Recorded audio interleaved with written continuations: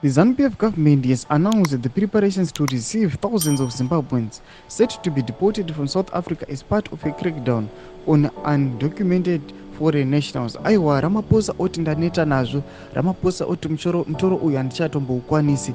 Panapa ndakungoitawo zvandokwanisa kuti nyika yangu aiwa imaintain dignity. Ndokuti anoti aiwa vanhu vaMnangagwa vanhu venyika yeZimbabwe havabetseri. Sana pena masvika anobudanyugwa pana mudoti bva subscribe or like or turn on the bell icon.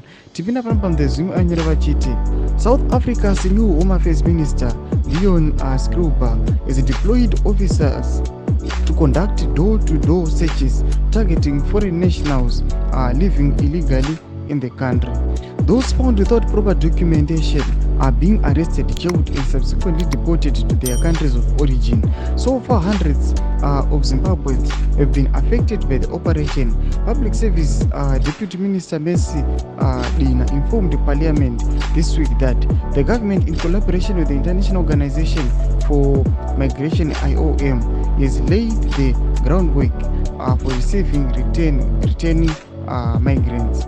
The government of Zimbabwe, working with the IOM, has put in place mechanism to handle the return of Zimbabwean exemption permit non-holders from South Africa.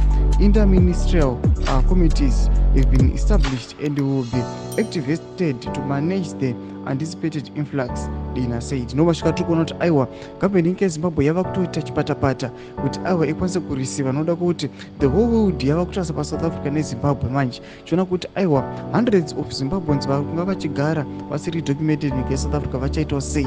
Takuona aiwa nyika yeZimbabwe yakutomanya-manya chichimbonoenda kuna ma-international organizations kuti vakwanise kutambira vanhu ava. Ndotidzai mafungiro enyu muri kudii pamusoro pechiitiko ichi. Ndakume section medu, subscribe or like, and drop the bell icon.